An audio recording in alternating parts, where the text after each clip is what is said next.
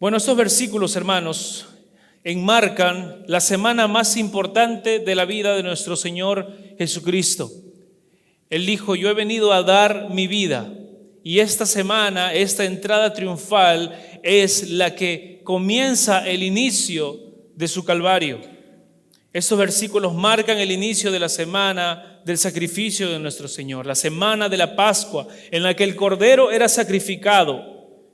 Pero ese Cordero que generalmente era sacrificado en la Pascua, ahora sería Él para entregarse una vez y para siempre por el pecado de nosotros.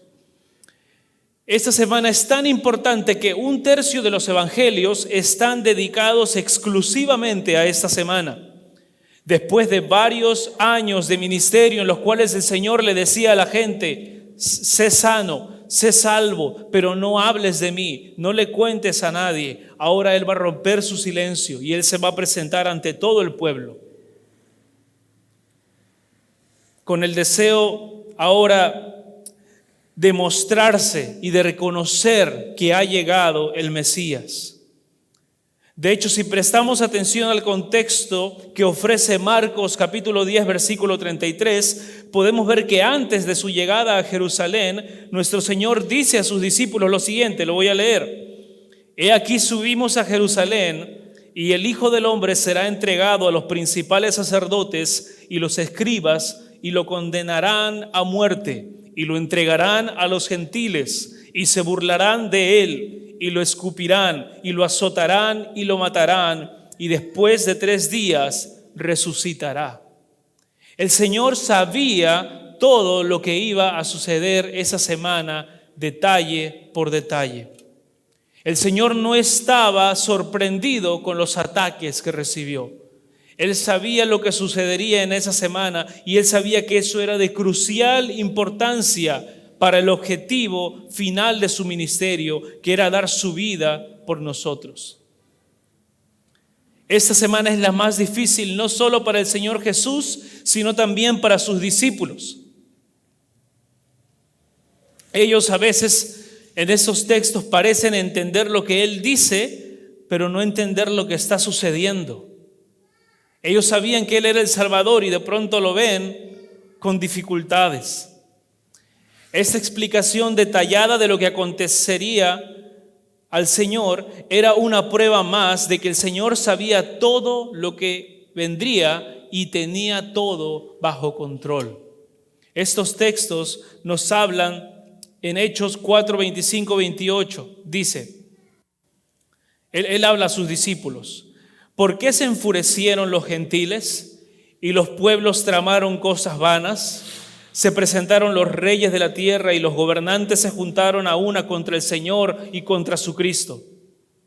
Versículo 27, porque en verdad en esta ciudad se unieron tanto Herodes como Poncio Pilato, junto con los gentiles y los pueblos de Israel, contra tu santo siervo Jesús, a quien tú ungiste, para hacer cuanto tu mano y tu propósito habían predestinado que sucediera.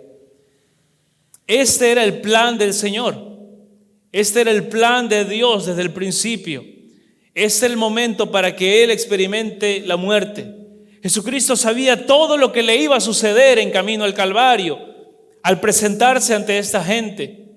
Pero Él no utilizó ese conocimiento para evitar la muerte, para evitar el dolor. Él caminó ese camino para dar su vida por ti y por mí. No debemos olvidar las palabras del Señor en Juan 10, 17 al 18. Porque yo doy mi vida para tomarla de nuevo. Nadie me la quita, sino que yo la doy de mi propia voluntad. Nadie le quita la vida al Señor. El Señor da su vida por nosotros. Entonces, esto es lo que sucedió en la mente del Señor y en la mente de los discípulos. Esto es lo que estaba pasando en el contexto. Ahora podemos ir al primer versículo de nuestro texto del día de hoy, Mateo 1, versículo 1. Nuestro primer punto es: el rey manda. El Señor comienza dándoles un mandamiento muy peculiar, muy interesante.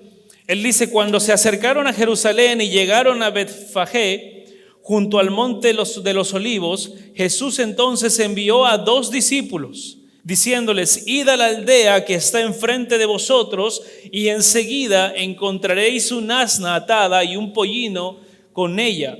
Desatadla y traédmelos.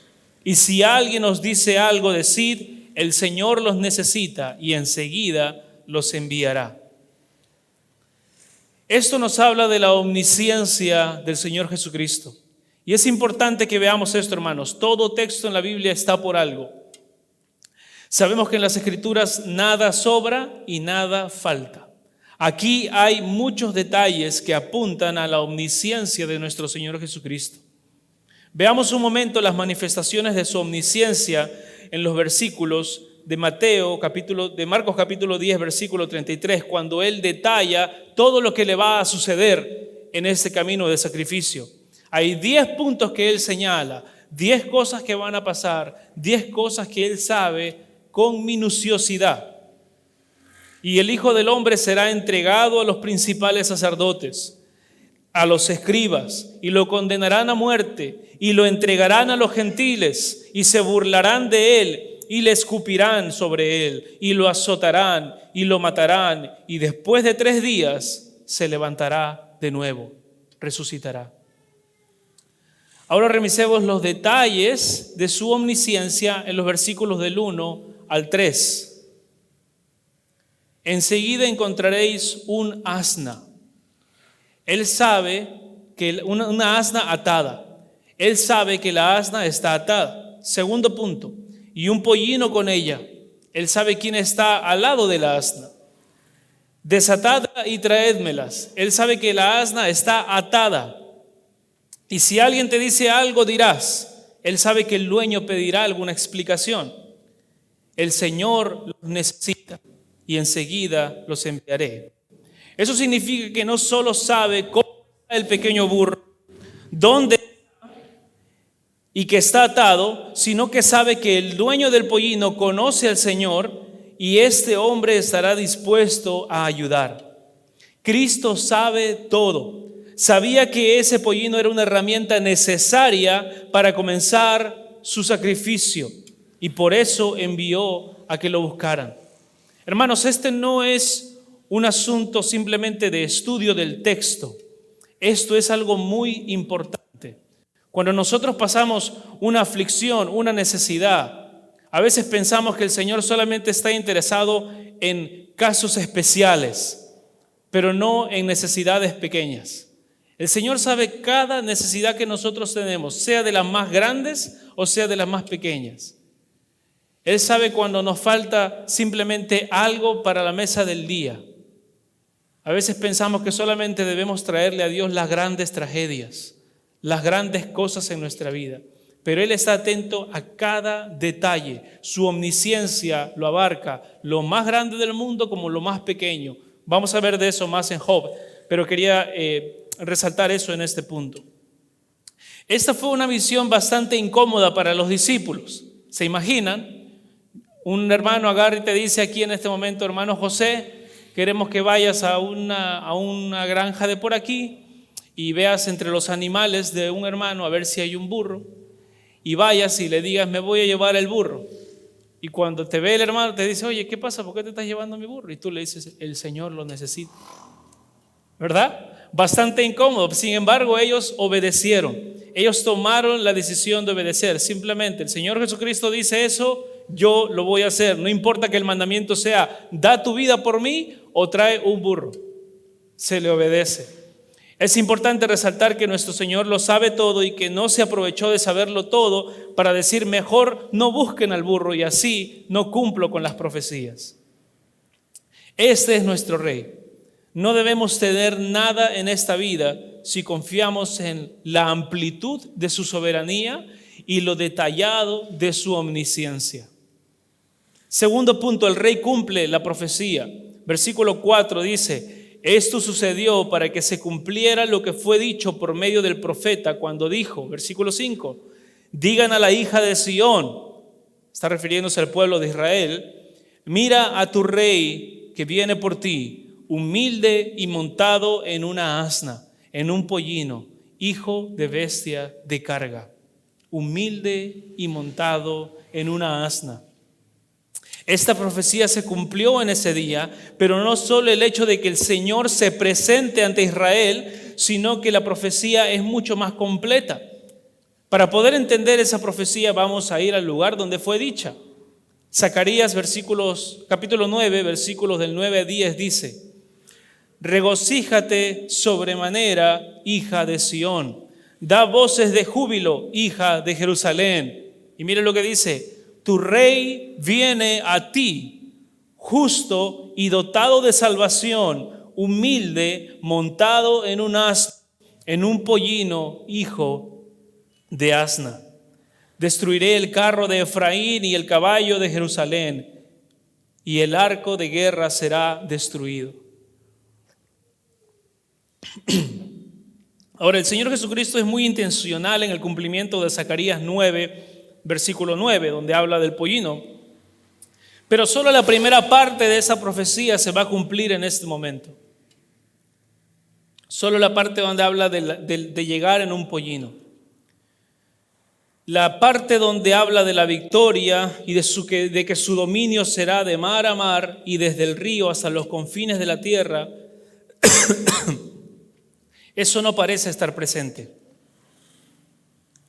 Hermanos, aunque el tiempo de manifestarse para el Señor había llegado, para el Señor Jesucristo su momento de mostrar su poder aún no había llegado. Este era el momento de humillarse y morir en la cruz, no el momento de juzgar con justo juicio. Él pudiera haber eliminado a todos en ese momento como lo hacía Alejandro Magno. Él podía haberse presentado con grandes riquezas como lo hacía la monarquía de Inglaterra, pero no lo hizo. Él se humilló. El creador del universo y de todo lo hermoso, el poseedor de todas las riquezas, se presentó en un pequeño y debilucho burrito. Ahora, ¿qué representa este burrito? ¿Qué representa ver al Dios de la gloria, al Dios de todos los ejércitos, al Dios que nos sustenta, que ha creado el universo, sentado en un pollino? Ese burro aquí representa, como vimos en la introducción, que ha llegado un Salvador cercano y no un conquistador dominante. Ha llegado un rey servicial y no un dictador que busca ser servido. Ha llegado un rey que no vino a sentarse en un trono, sino que se sentó en un pollino. Este rey no viene a aplastar a sus enemigos, sino a redimirlos. Este rey no viene a matar, sino a dar vida. Este rey es Rey de reyes, Señor de señores, Hijo de Dios, Mesías, Salvador, poderoso, sabio, soberano, justo, puro, santo, y todos en la historia juntos, todos los ejércitos juntos, con todos sus soldados, no podrían luchar contra la resonancia de su voz. Este rey sentado en un pollino prestado como los barcos en los que solía predicar, prestado como la tumba que lo vería descansar por 3 días. Hermanos, estamos ante una clase magistral de humildad de parte de nuestro Señor Jesucristo para cada uno de nosotros. Este rey, siendo todo, fue hecho como nada. Una de las razones por las que se nos ordena a nosotros ser humildes es porque pensamos todo lo contrario. Siendo nada, creemos que somos todo.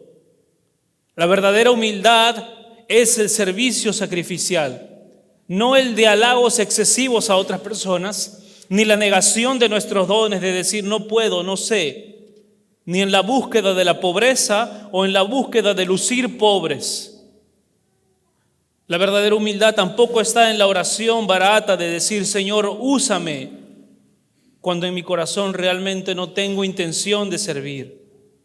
Todo esto son solo palabras, pero nuestro Señor no solo habló, sino que se convirtió en un sacrificio Y ese es el ejemplo de humildad que debemos seguir, convertirnos en un sacrificio como Él. Debemos ser discípulos obedientes.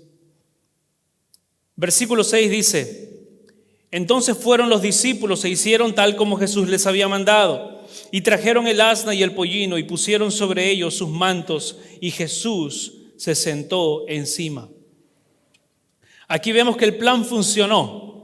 El Señor Jesús no estaba equivocado. Los discípulos fueron y obedecieron sin excusa y todo salió bien.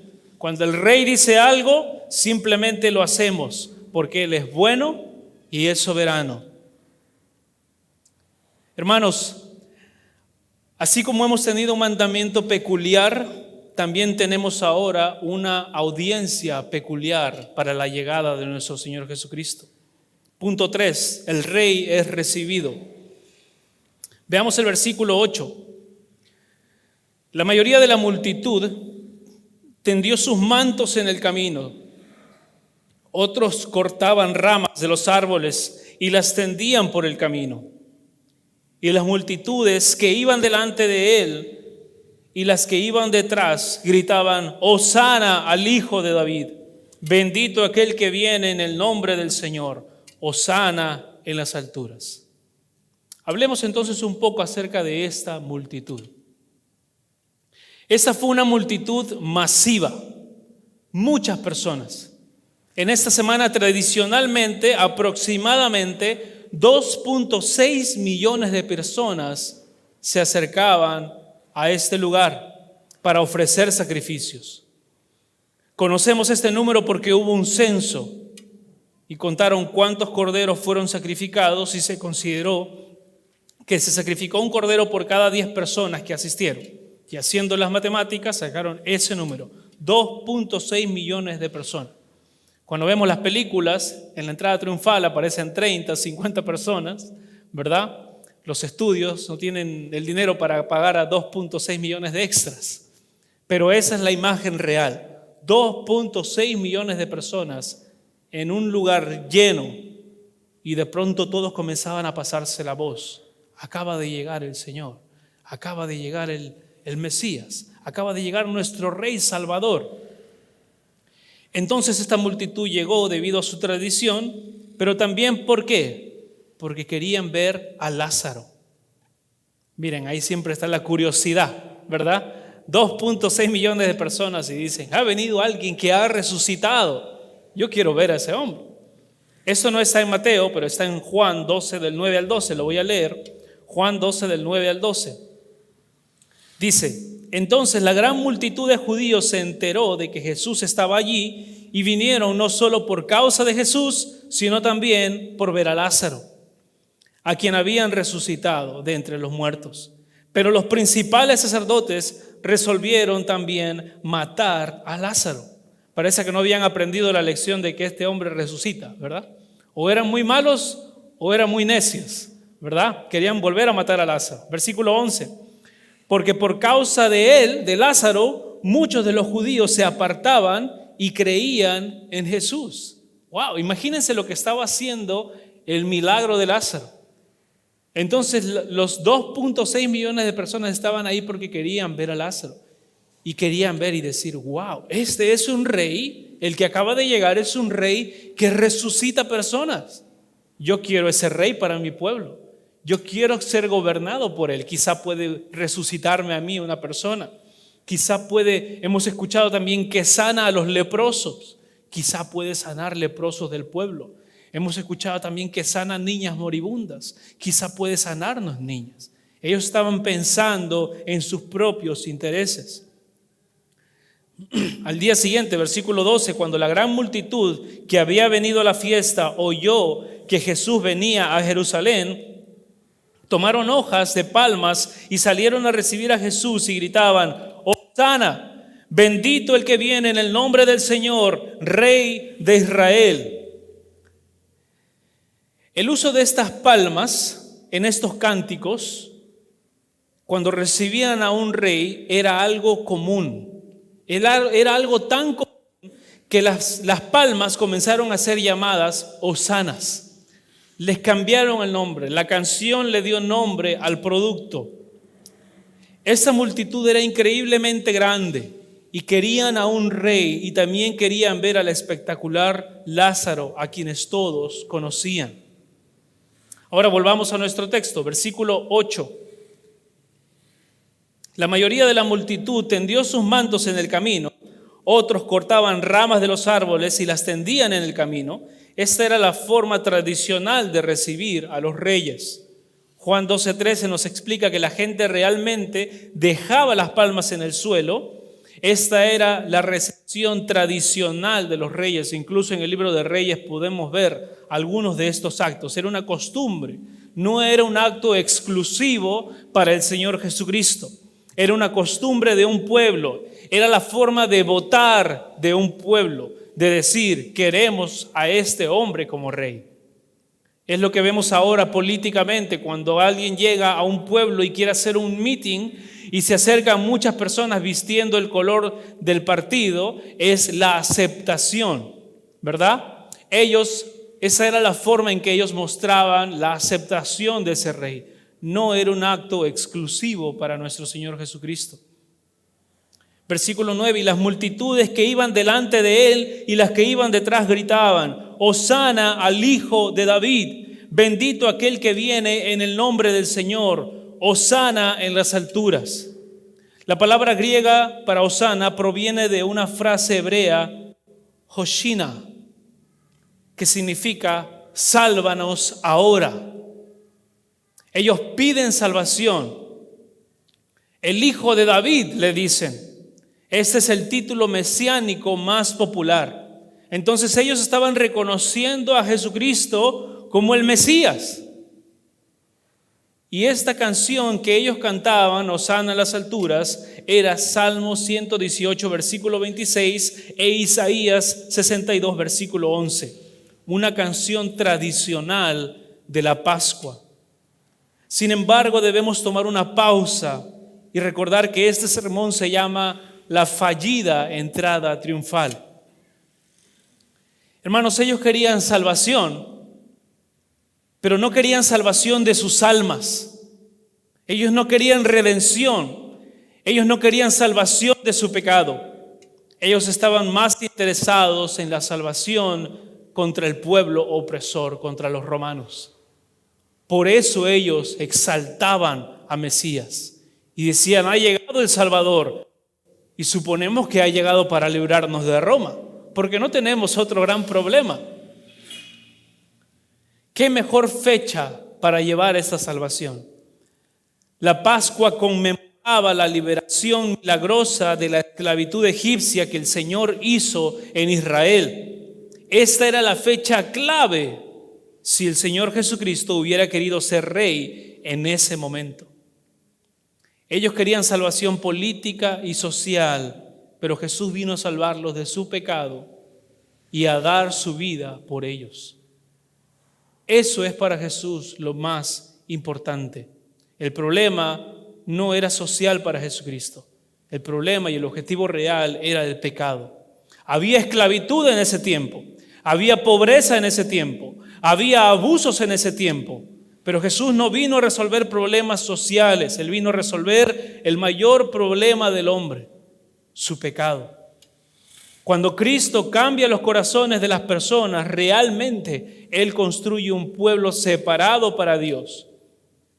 Jesús tenía la influencia y el poder para convertirse en rey en ese momento, pero ese no era su propósito. Y la multitud más tarde se va a dar cuenta de ello. Es deber de nosotros como cristianos ayudar al pobre, estar atentos a las necesidades de nuestro pueblo. Pero si le damos 100 kilos de arroz a una familia y no le predicamos el evangelio, estamos condenando a esa persona. Si nosotros apoyamos a las personas y apoyamos con muchas cosas, decimos abrígate y ten esto y ten lo otro, pero no compartimos la verdad del evangelio, le estamos compartiendo un bienestar pasajero y una condenación eterna. Jesucristo sabía eso y por eso se enfocó en predicar el arrepentimiento y la fe y no en arreglar los problemas sociales de Israel. Versículo 10 y dice: y cuando vino a Jerusalén, toda la ciudad se conmovió diciendo: ¿quién es este? Habían estado proclamando que él era el Mesías, el hijo de David, el Salvador, pero la reacción de Jesús no acompañó su entusiasmo. Ellos esperaban que Jesús llegara como un rey, vestido de mantos preciosos, de perlas, con un caballo grande y que los conquiste. De los 2.6 millones de personas, las personas iban acomodándose, empujándose unos a otros para mirar cómo lucía este Mesías. Y de pronto se empezaban a dar cuenta: oye, viene en un pollino. Y se empezaban a contar unos a otros hacia atrás: oye, ha venido en un pollino, ha venido en un pollino. Y ustedes saben que el chisme corre rápido, ¿verdad? Muy pronto, 2.6 millones de personas se empezaron a dar cuenta que este no era el rey que ellos querían, que este no lucía como ellos querían. Y más aún, Lucas 19, 41, 42 nos va a dar un detalle muy importante. Dice lo siguiente: cuando Jesús se acercó al ver la ciudad, lloró sobre ella y diciendo: si tú también en este día lo que conduce a la paz, pero ahora está oculto a tus ojos. La palabra en griego, en el lenguaje original de la Biblia, del Nuevo Testamento, para la palabra llorar, utiliza una palabra que significa llorar con gran clamor. El Señor Jesucristo, al entrar a esta ciudad, tenía un gran clamor en su corazón. Ellos esperaban un rey majestuoso y recibieron un hombre sentado en un pollino, y quizá podían distinguir unos ojos rojos, unos ojos tristes, no la valentía y la presencia de un rey que ellos anhelaban.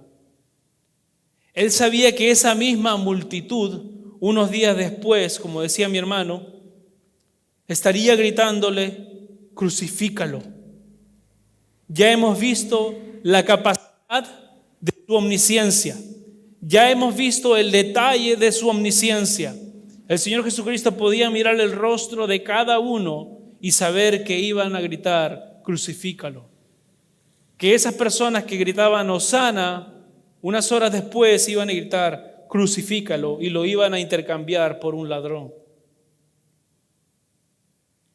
Él sabía lo que ellos pensaban y aún así siguió su camino al sacrificio. Ellos le decían rey, pero cuando ese rey no satisfizo sus necesidades y sus expectativas, lo rechazaron. Estas personas, en su egocentrismo, estaban decepcionados de Jesucristo. ¿Cuántos de nosotros hemos conocido algo de parte del Señor? Hemos pensado un poco acerca de aprendido algo cuando éramos jóvenes, y de pronto algo pasó en nuestra vida y dejamos de confiar en Dios. Y ya no queremos acercarnos a Dios. Y ya no queremos acercarnos a la iglesia. Ya no quiero saber nada de Dios. Dios me falló, decimos, en el medio de nuestra soberbia. Dios es puro, santo y bueno. Pero lamentablemente la vida en este mundo está corrupta porque todos nos hemos apartado de Él. Y vamos a sufrir cosas que pasan en nuestra vida. Pero hermano, Dios no nos ha fallado nunca. Dios no nos ha dejado nunca. Él ha dado la vida de su Hijo Jesucristo, de su Hijo único, su Hijo obediente, para que dé su vida por ti y por mí. No cometamos el mismo pecado de este pueblo, de decepcionarnos de Jesús, porque no nos dio lo que nosotros queríamos. Pongamos la vista en este Rey y reconozcamos que este Rey es bueno. Cuarto punto, el Rey es rechazado. Y las multitudes dijeron: este es el profeta. Este es el profeta Jesús de Nazaret de Galilea. Ellos habrían aceptado a Jesús como un rey terrenal, pero no lo tendrían como un rey celestial. Ahora ya no lo consideran tanto como el Mesías. Ya viéndolo de cerca dicen, no, parece que es un profeta. Recuerden lo que el pueblo de Israel pensaba cada vez que veían un profeta. Ese está loco. Ese está que habla cosas que dice que son de Dios.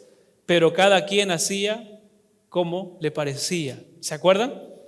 La palabra en el Antiguo Testamento. Todos escuchaban al profeta decir la palabra, pero ellos decían, no, es un profeta nada más, pero no está hablando realmente cosas que sean de Dios.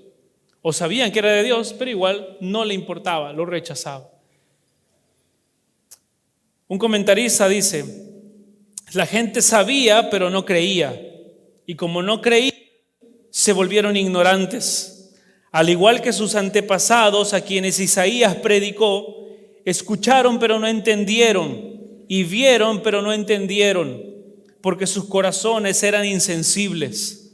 Escucharon el mensaje de Jesús, dieron fe de los milagros que hizo, pero no reconocieron su divinidad.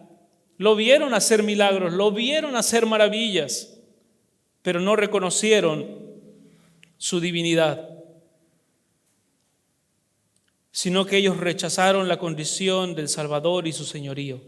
Eran totalmente mundanos, materialistas, y se habían colocado a ellos mismos en un pequeño trono en sus vidas.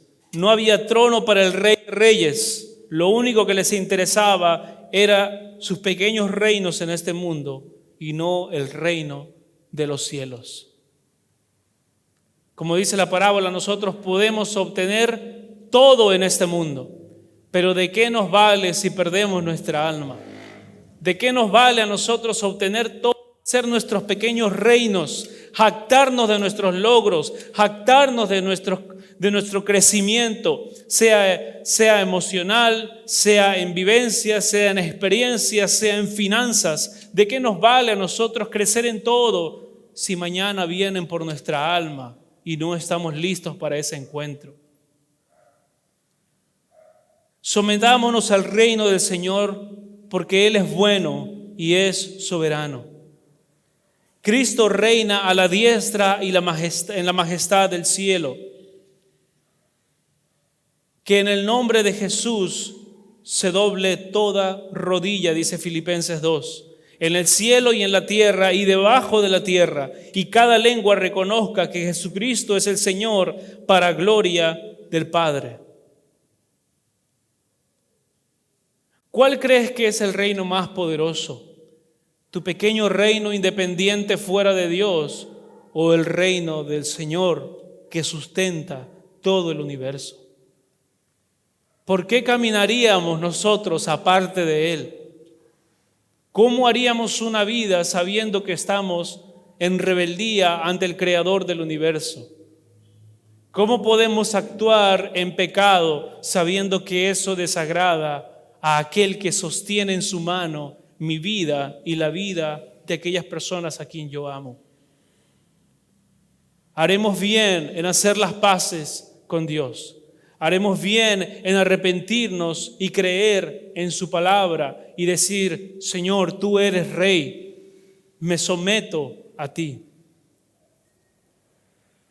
Ahora, este sermón se llama la fallida entrada triunfal. ¿Pero qué fue lo que falló?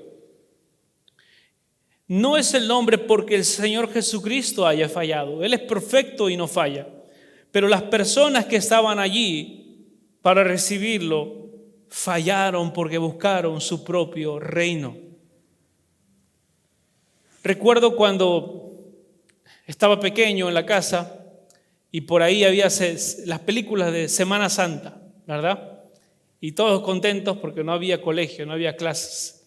Entonces yo me despertaba y tomaba desayuno con mi abuela y mi abuela miraba ese momento de cuando todos cantaban Hosana y ella me decía, Martín, cuánto me hubiera gustado estar en ese momento y ver el rostro del Señor y cantarle al Señor. Bueno, hermano, te tengo buenas noticias. Si tú has creído en Jesucristo, si tú has depositado tu fe en Él, si tú te has arrepentido de tus pecados, si le has dicho adiós a tu vida de pecado y te has entregado a Jesucristo diciéndole: Señor, yo quiero hacer tu voluntad y nada más, tú y yo tendremos otra vez una entrada triunfal con el Señor Jesucristo. Pero esta vez no fallaremos. ¿Y sabes qué? Apocalipsis nos relata cómo va a ser esa entrada triunfal. Apocalipsis 7:9 dice: después de esto miré y vi una gran multitud que nadie podía contar. Ya no eran 2.6 millones de personas. Esta multitud nadie la puede contar. De todas las naciones, todas las tribus, todos los pueblos y todas las lenguas, de pie delante del trono y delante del Cordero, vestidos con vestiduras blancas y con palmas, con hosanas en las manos. Clamaban a gran voz: la salvación pertenece a nuestro Dios, que está sentado en el trono y al Cordero. Hermano, todos estaremos ahí. Amén. ¿No es causa de gozo? Amén. Vamos a estar ahí nosotros con el Señor y lo vamos a recibir en su majestad y en su gloria, con cuerpos glorificados, sin dolor, sin mancha, sin defecto, vestidos de blanco delante del Rey de nuestro Dios. Estaremos allí con nuevos corazones. Ahora, si tú no has creído en el mensaje del Evangelio, si tú has escuchado la palabra una y otra vez, pero amas tu pecado de manera que no quieres comprometerte con el Señor Jesucristo, entonces no podrás estar ahí. No rechaces el Evangelio un día más. No rechaces al Señor de la gloria un día más. No dejes que pase un día más despreciando el sacrificio que se hizo por ti. No pisotees la sangre de aquel que te amó y se entregó en la cruz por ti. Él extiende su mano el día de hoy y te dice: ven conmigo, sé salvo. Hay perdón, hay gracia para ti, hay vida eterna, hay una nueva familia en la iglesia. Olvídate de las cosas que pasaron, olvídate de tu pecado. Yo me olvidaré de tu pecado si te arrepientes. El Señor dice que Él toma todos nuestros pecados y se olvida de ellos al ponerlos al fondo del mar y los deja ahí y nos perdona y nos hace nuevas criaturas. Y el Salmo dice que Él fijará sus ojos en ti y te enseñará el camino que debes andar.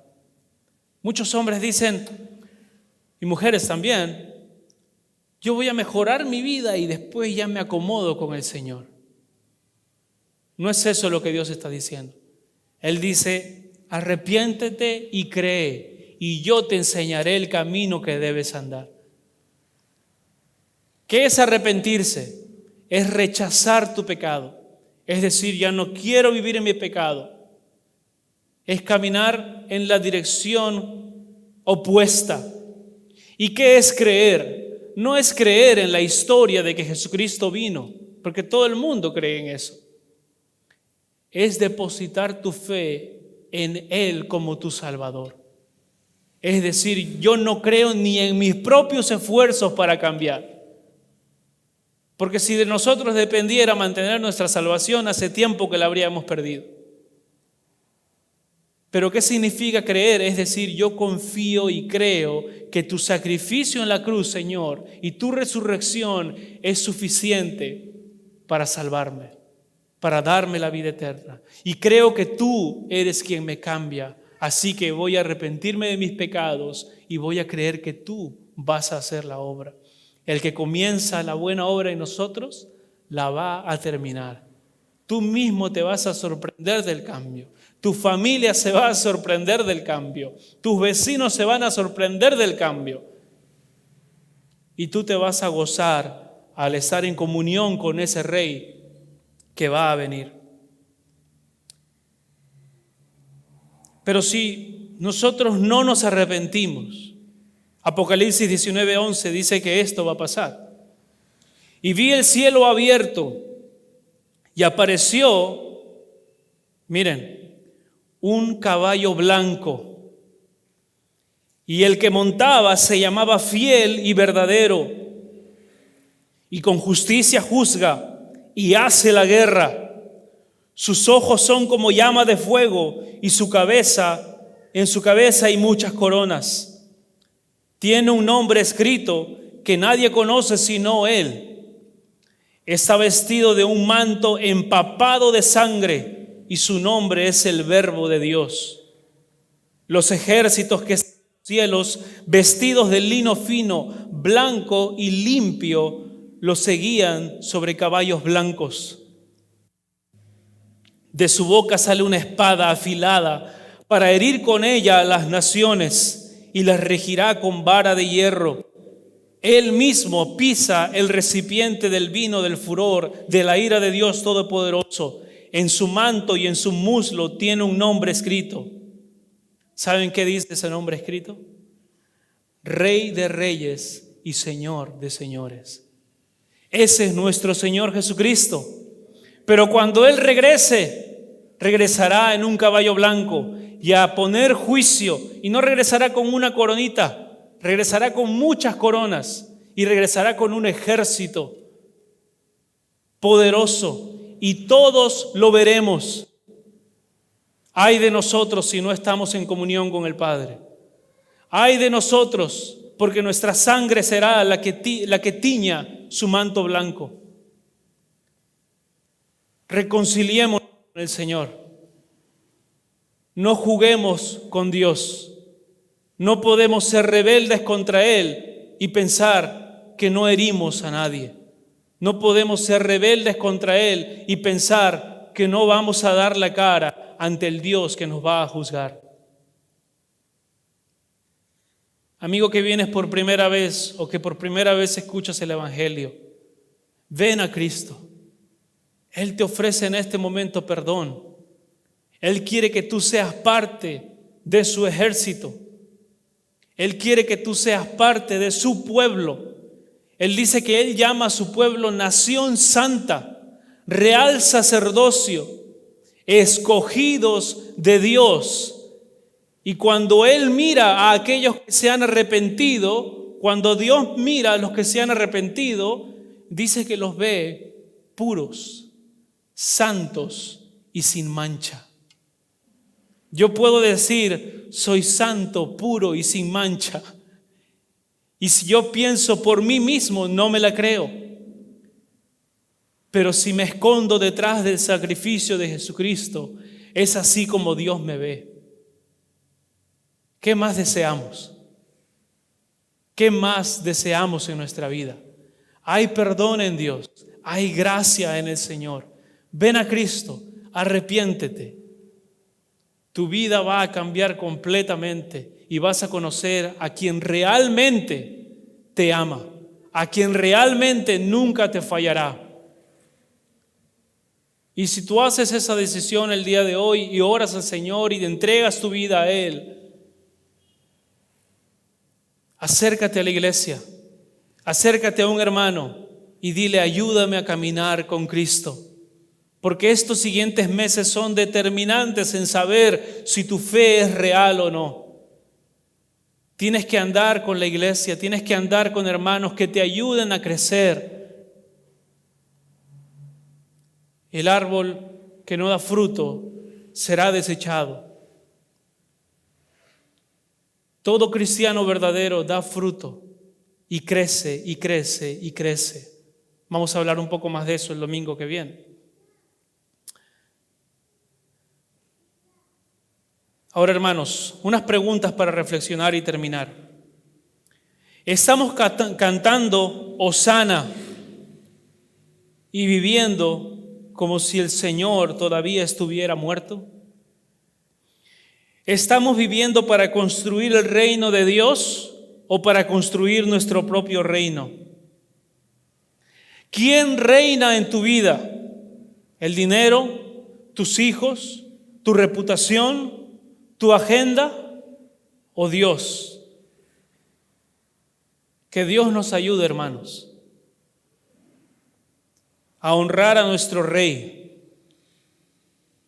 a su pueblo, y que lo hagamos con un corazón amoroso, dispuestos a dejar nuestro propio bien por el bien de nuestro Señor, por su gloria. No olvidemos que Filipenses dice que toda rodilla se doblará ante el Señor Jesucristo. Algunas rodillas, por la gracia del Señor, ya se han doblado aquí y lo harán gozosamente en ese día. Pero aquellos que se mantienen en rebelión y rechazan el Evangelio, sus rodillas serán quebradas ese día y estarán de rodillas delante del Señor. Humíllate hoy, no esperes más adelante. Humíllate hoy y serás exaltado. Humíllate ante el Señor y vivirás con Él. Humíllate ante el Rey de los ejércitos y Él te abrazará, te perdonará y es más, te adoptará y te llamará hijo y tú le llamarás padre. Oremos. Padre Santo, Señor, qué gran majestad tiene tu nombre, Señor. Qué majestuosa es tu presencia, oh Padre. Qué grande eres, Señor, y nosotros tan pequeños, tan rebeldes, tan faltos de amor. Gracias, Señor, por el sacrificio de tu Hijo Jesucristo, por darnos la muestra de tu amor en el sacrificio de tu Hijo Jesucristo. Te ruego, Señor, si hay alguien aquí que no te ha entregado su vida, Señor, que lo haga en este momento, que se arrepienta de sus pecados, que crea en la obra de tu Hijo Jesucristo y que no tenga a tu Hijo Jesucristo solamente como un hombre o como un accesorio religioso, sino que realmente te tenga como un Rey y viva para ti, Señor. Gracias, Padre, por tu palabra y por tu cercanía a nosotros a pesar de tu majestad. Gracias, Señor, por obrar en nuestras vidas y transformarnos de manera que ahora podemos ver tu majestad. Y anhelamos aquel día en que estaremos delante de ti, como dice Apocalipsis, y cantaremos tu nombre y te celebraremos y te honraremos, Señor, porque eso es lo que tú mereces. El Cordero que fue inmolado es digno de tomar el poder, la riqueza, la sabiduría, la fortaleza, la honra, la gloria y la alabanza. Exaltado sea, Señor Jesucristo, en nuestras vidas. En tu nombre. Amén.